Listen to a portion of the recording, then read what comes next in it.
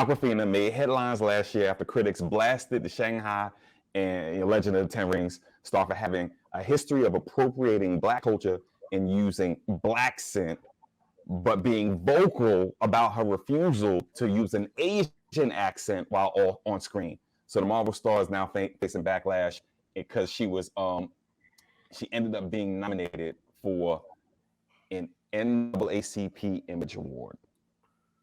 So who nominated her? Like what? Like who? What? Whose bright ass idea was that?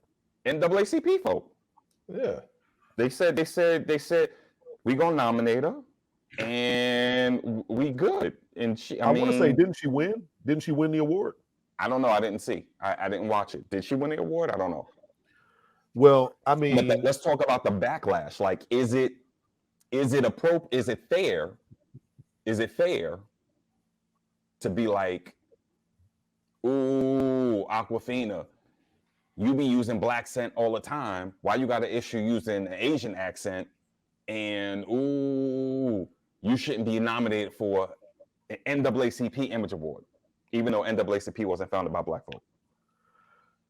I mean, I don't have a problem with. First of all, let me be very clear. I have no problem with this. Zero. And the reason I have no problem with it is a couple of reasons. NAACP don't have a problem with it. They nominated this woman for an NAACP Image Award. Now, with that, she's not the first person that's white to be nominated on the controversy. Time out. Non-black. Time out. Let him finish. And she is a comedian. Like her genesis is a comedian / rapper who happens to act. And you know, if we get mad at this, and again, I'm probably going to be in the minority, but Sandra Bullock got nominated for The Blind Side.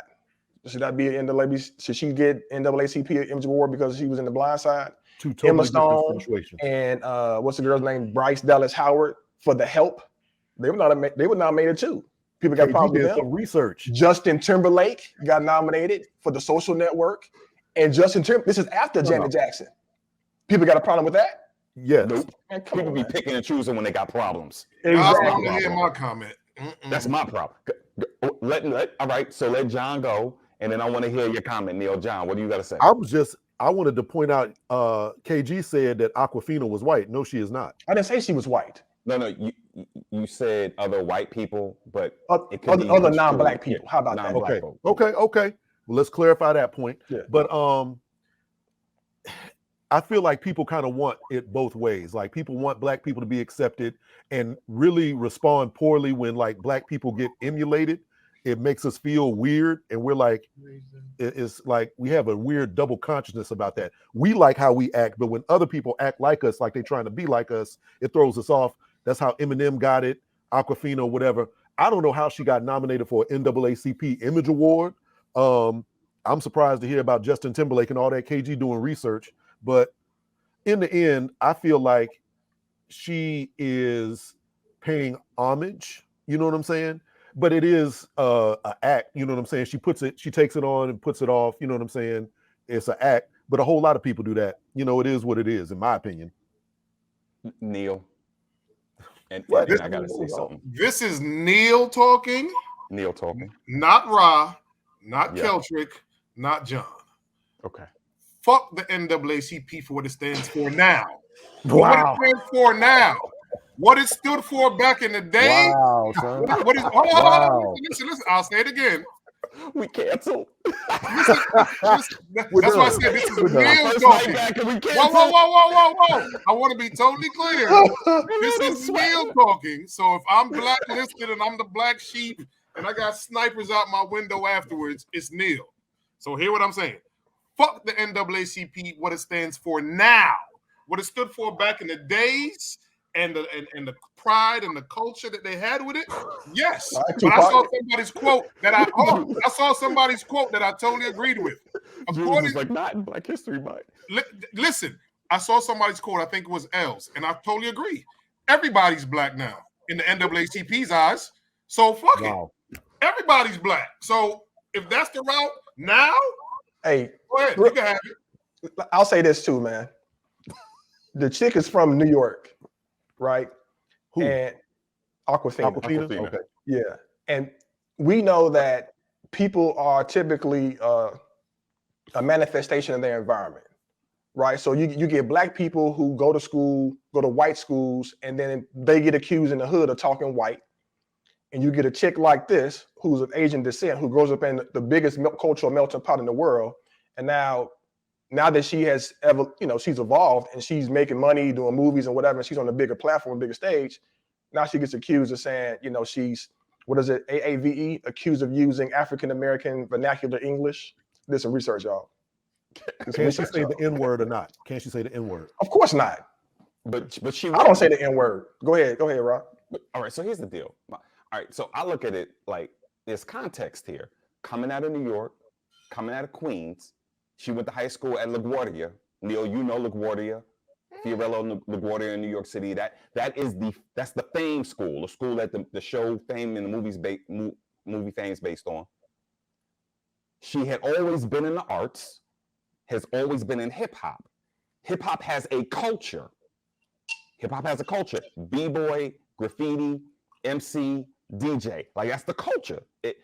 And what she has done in her two produced, indie produced albums, she has reflected a culture for the industry that she chose to be in. And that was early on in her career. And coming out of New York, I mean, it ain't nothing for people from multiple cultures, Black, Latino, Asian, to represent themselves with a hip hop culture. And in full disclosure, I am, she's a proud graduate of the University of Albany.